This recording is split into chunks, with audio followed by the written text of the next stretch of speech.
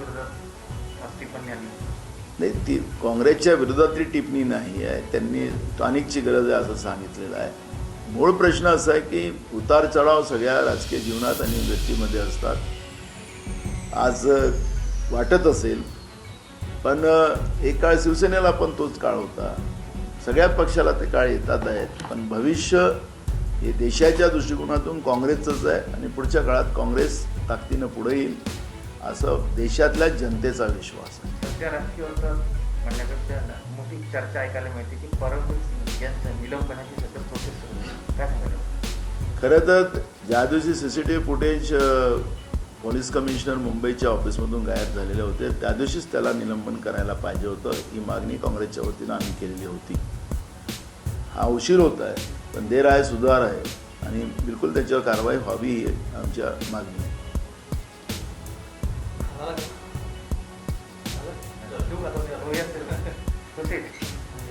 Processed क्या बात आहे की अखरी परमवीर सिंगच्या सगळी चौकशी केंद्रीय तपास यंत्रणेकडे होती आणि केंद्रीय तपास यंत्रणेच्या त्या रडारवर असताना राज्य सरकार त्याच्यामध्ये हस्तक्षेप करू शकत नव्हती. आणि आपल्याला लक्षात असेल की केंद्रीय तपास यंत्रणेचे जे काही बयान म्हणजे त्यांचे मुद्दे बाहेर येतात, त्यावेळेस ते सांगतात की अहमदाबादमध्ये आखरीचं लोकेशन परमवीर सिंगचं मिळालं होतं. परमवीर सिंगचा उपयोग राज्य सरकारला बदनाम करण्यासाठी केला गेलेला होता, ही गोष्ट आता समोर येते आहे. आणि म्हणून केंद्र सरकारने परमवीर सिंगला बाहेर देशामध्ये जाण्यासाठी व्यवस्था केली गेलेली आहे आणि ही वास्तविकता आहे. नाही, ती काँग्रेसच्या विरोधातली टिप्पणी नाही आहे. त्यांनी टॉनिकची गरज आहे असं सांगितलेलं आहे. मूळ प्रश्न असा आहे की उतार चढाव सगळ्या राजकीय जीवनात आणि व्यक्तीमध्ये असतात. आज वाटत असेल, पण एक काळ शिवसेनेला पण तोच काळ होता. सगळ्याच पक्षाला ते काळ येतात आहेत, पण भविष्य हे देशाच्या दृष्टिकोनातून काँग्रेसचंच आहे आणि पुढच्या काळात काँग्रेस ताकदीनं पुढे येईल असं देशातल्या जनतेचा विश्वास आहे. सध्या राजकीय वर्गात म्हणण्यापेक्षा मोठी चर्चा ऐकायला मिळते की परमवीर सिंग यांचं निलंबनाची सध्या प्रोसेस सुरू आहे. काय सांगायला? खरं तर ज्या दिवशी CCTV फुटेज पोलीस कमिशनर मुंबईच्या ऑफिसमधून गायब झालेले होते, त्या दिवशीच त्याला निलंबन करायला पाहिजे होतं. ही मागणी काँग्रेसच्या वतीनं आम्ही केलेली होती. हा उशीर होत आहे, पण देर आहे सुधार आहे आणि बिलकुल त्याच्यावर कारवाई व्हावी ही आमच्या मागणी आहे. नाही, ती काँग्रेसच्या विरोधातली टिप्पणी नाही आहे. त्यांनी टॉनिकची गरज आहे असं सांगितलेलं आहे. मूळ प्रश्न असा आहे की उतार चढाव सगळ्या राजकीय जीवनात आणि व्यक्तीमध्ये असतात. आज वाटत असेल, पण एक काळ शिवसेनेला पण तोच काळ होता. सगळ्याच पक्षाला ते काळ येतात आहेत, पण भविष्य हे देशाच्या दृष्टिकोनातून काँग्रेसचंच आहे आणि पुढच्या काळात काँग्रेस ताकदीनं पुढे येईल असं देशातल्या जनतेचा विश्वास आहे. सध्या राजकीय वर्गात म्हणण्यापेक्षा मोठी चर्चा ऐकायला मिळते की परमवीर सिंग यांचं निलंबनाची सध्या प्रोसेस सुरू आहे. काय सांगायला? खरं तर ज्या दिवशी CCTV फुटेज पोलीस कमिशनर मुंबईच्या ऑफिसमधून गायब झालेले होते, त्या दिवशीच त्याला निलंबन करायला पाहिजे होतं. ही मागणी काँग्रेसच्या वतीनं आम्ही केलेली होती. हा उशीर होत आहे, पण देर आहे सुधार आहे आणि बिलकुल त्याच्यावर कारवाई व्हावी ही आमच्या मागणी आहे. अभी मुझे ये नहीं कहना, मैं विरोधी पक्ष का जो बयान है ये पूरा बचकाना है, क्योंकि केंद्रीय तपास यंत्रणा की और ये सब जांच शुरू थी. परमवीर सिंह भी उनके अंडर में थे, सभी इनके अंडर में हैं, तो राज्य सरकार उसमें उसका कैसा इन्वॉल्व हो सकता है? जब उनको पोस्टिंग के लिए उन्हें छुट्टी का अर्जी दाखिल किया था कि मेरी तबीयत ठीक नहीं है इसलिए मैं नहीं आ सकता, तो सेवा नियम में तो वो अधिकार है कर्मचारियों का, लेकिन जांच तो तुम कर रहे थे. ऐसा बचकाना बयान अपोजिशन की तरफ से हो रहा है, तो ये बीजेपी की केंद्र की सरकार को बचाने के लिए किया जा रहा है, ये वास्तविकता है.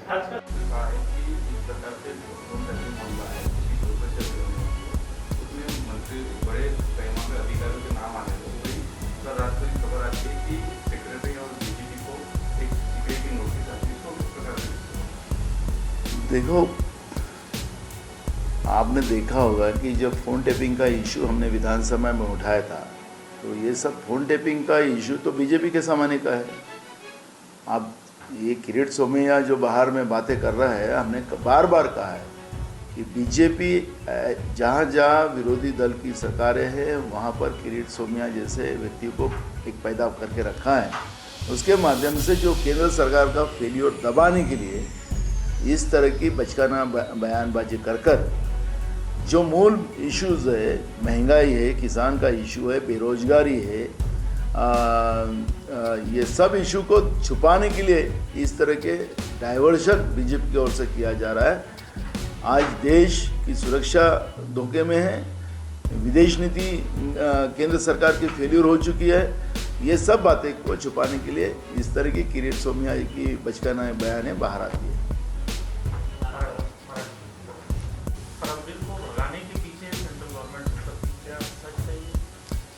देखो, केंद्रीय जांच यंत्रणा के माध्यम से जो भी बातें सामने आ रही है, हाल ही में केंद्रीय जांच यंत्रणा ने कहा कि परमवीर सिंह देश में नहीं विदेश चले गए हैं, क्योंकि उन्हीं की तरफ से बात आई। उनकी तरफ से और एक बात आई कि उसका लास्ट लोकेशन अहमदाबाद में परमवीर सिंह का मिला था। तो इसका मतलब ये कि केंद्र सरकार की जो मेन जड़ें जो है वो अहमदाबाद और गुजरात में ही है। और बीजेपी जब से केंद्र सरकार में बैठी है तब से IAS और IPS अधिकारी का दुरुपयोग करना और उसके माध्यम से केंद्र सरकार के विरोध की जो भी सरकारें जिस राज्य में हैं उनको बदनाम करने का एक साजिश केंद्र सरकार के माध्यम से शुरू है। आपने देखा होगा कि जब वाजे प्रकरण हुआ उसमें कांग्रेस की तरफ से हमने बयान दिया था कि अगर मैं सरकार रहता तो मैं पहले परमवीर सिंह को अरेस्ट करता, क्योंकि मुंबई पुलिस कमिश्नर ऑफिस से जो CCTV फुटेज गायब हुए थे, उस फुटेज गायब होने के पीछे का मेन अगर एक्यूज कोई होगा तो फिर पुलिस कमिश्नर परमवीर सिंह ही थे। और लेकिन जैसे ही राज्य सरकार इस जांच को आगे बढ़ाने की कोशिश कर रही थी, उसी समय में CBI ने ये जांच अपने ओर ले ली, फिर बाद में ED की ओर चली गई और राज्य सरकार की तरफ से ये जांच निकाली गई। तो इसका मतलब है कि राज्य सरकार को बदनाम करने के लिए जब इस IPS अधिकारी का दुरुपयोग करने का काम जो केंद्र सरकार ने किया था, मामला सामने न आए और इसको इसलिए परमवीर सिंह को विदेश पलायन करने में केंद्र सरकार का हाथ है, ऐसा हमारा आक्षेप है। आपने देखा होगा कि जब CCTV फुटेज वहाँ से गायब होते हैं तो और बाद में भी आपने देखा होगा कि जो मर्डर हुआ था हरियाणा का, उसमें भी उन्हें कैसी साजिश की थी वो भी बात सामने आई। तो राज्य सरकार को बदनाम करने की एक साजिश, और हमने शुरुआत में कहा था कि हमारे राज्य के होम मिनिस्टर, उनकी कोई गलती नहीं, इस तरह का बदनाम किया जा रहा है। और वो साजिश बाद में जो जांच सामने गई जिसमें परमवीर सिंह को अरेस्ट किया गया, जो मर्डर हुआ था हरियाणा का, तो उसी में भी उन्हीं का कैसा इन्वॉल्व है ये भी बात सामने आई थी, जो जांच जो केंद्रीय तपास यंत्रणा के माध्यम से बताया गया था। और इसलिए अब जो सबका समय समय की बात होती है, जिस सामना लिख रहा है उनकी भी पार्टी में ये भूचाल आया था, सभी पार्टियों में आते रहता है, ये उतार चढ़ाव सबके जीवन में होते हैं। और इसलिए मैं सामना के उस बयान को बहुत तवज्जो नहीं देता। मेरा यही कहना है कि इसमें से सब अच्छा ही होगा और कांग्रेस ही एक पर्याय देश में है कि जो देश को आगे ले जा सकती है।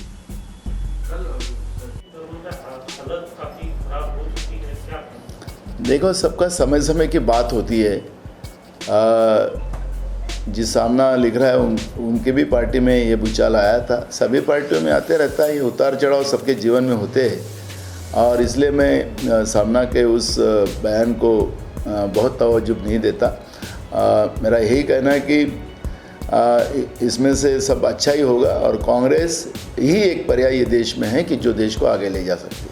आज आपने बात कही कि परमवीर को भगाने के पीछे सेंट्रल गवर्नमेंट, क्या सच है ये? देखो, केंद्रीय जांच यंत्रणा के माध्यम से जो भी बातें सामने आ रही है, हाल ही में केंद्रीय जांच यंत्रणा ने कहा कि परमवीर सिंह देश में नहीं विदेश चले गए हैं, क्योंकि उन्हीं की तरफ से बात आई। उनकी तरफ से और एक बात आई कि उसका लास्ट लोकेशन अहमदाबाद में परमवीर सिंह का मिला था। तो इसका मतलब ये है कि केंद्र सरकार की जो मेन जड़ें जो है वो अहमदाबाद और गुजरात में ही है। और बीजेपी जब से केंद्र सरकार में बैठी है तब से IAS और IPS अधिकारी का दुरुपयोग करना और उसके माध्यम से केंद्र सरकार के विरोध की जो भी सरकारें जिस राज्य में हैं उनको बदनाम करने का एक साजिश केंद्र सरकार के माध्यम से शुरू है। आपने देखा होगा कि जब वाजे प्रकरण हुआ उसमें कांग्रेस की तरफ से हमने बयान दिया था कि अगर मैं सरकार रहता तो मैं पहले परमवीर सिंह को अरेस्ट करता, क्योंकि मुंबई पुलिस कमिश्नर ऑफिस से जो CCTV फुटेज गायब हुए थे उस फुटेज गायब होने के पीछे का मेन अगर एक्यूज कोई होगा तो फिर पुलिस कमिश्नर परमवीर सिंह ही थे। और लेकिन जैसे ही राज्य सरकार इस जांच को आगे बढ़ाने की कोशिश कर रही थी उसी समय में CBI ने ये जांच अपने ओर ले ली, फिर बाद में ED की ओर चली गई और राज्य सरकार की तरफ से ये जांच निकाली गई। तो इसका मतलब है कि राज्य सरकार को बदनाम करने के लिए जब इस IPS अधिकारी का दुरुपयोग करने का काम जो केंद्र सरकार ने किया था मामला सामने न आए और इसको इसलिए परमवीर सिंह को विदेश पलायन करने में केंद्र सरकार का हाथ है, ऐसा हमारा आक्षेप है। जांच में कितना उपयोगी था परमवीर सिंह? आपने देखा होगा कि जब CCTV फुटेज वहाँ से गायब होते हैं तो और बाद में भी आपने देखा होगा कि जो मर्डर हुआ था हरियाणा का उसमें भी उन्हें कैसी साजिश की थी वो भी बात सामने आई। तो राज्य सरकार को बदनाम करने की एक साजिश, और हमने शुरुआत में कहा था कि हमारे राज्य के होम मिनिस्टर उनकी कोई गलती नहीं, इस तरह का बदनाम किया जा रहा है। और वो साजिश बाद में जो जांच सामने गई जिसमें परमवीर सिंह को अरेस्ट किया गया, जो मर्डर हुआ था हरियाणा का, तो उसी में भी उन्हीं का कैसा इन्वॉल्व है ये भी बात सामने आई थी, जो जांच जो केंद्रीय तपास यंत्रणा के माध्यम से बताया गया था। और इसलिए अब जो केंद्र सरकार ऐसे अधिकारियों का जो दुरुपयोग करती है और ये बात सामने ना आए करके उनको पलायन किया गया है, ये वास्तविकता उसमें है। तो आपने देखा होगा कि जब फ़ोन टेपिंग का इशू हमने विधानसभा में उठाया था तो ये सब फ़ोन टेपिंग का इशू तो बीजेपी के सामने का है। अब ये किरीट सोमैया जो बाहर में बातें कर रहा है, हमने बार बार कहा है कि बीजेपी जहाँ जहाँ विरोधी दल की सरकारें हैं वहाँ पर किरीट सोमैया जैसे व्यक्ति को एक पैदा करके रखा है। उसके माध्यम से जो केंद्र सरकार का फेलियर दबाने के लिए इस तरह की बचकाना बयानबाजी कर जो मूल इश्यूज़ है, महंगाई है, किसान का इशू है, बेरोजगारी है, ये सब इशू को छुपाने के लिए इस तरह के डाइवर्शन बीजेपी की ओर से किया जा रहा है। आज देश की सुरक्षा धोखे में है, विदेश नीति केंद्र सरकार की फेल्यूर हो चुकी है। ये सब बातें को छुपाने के लिए इस तरह की किरीट सोमैया की बचकाना बयानें बाहर आती है।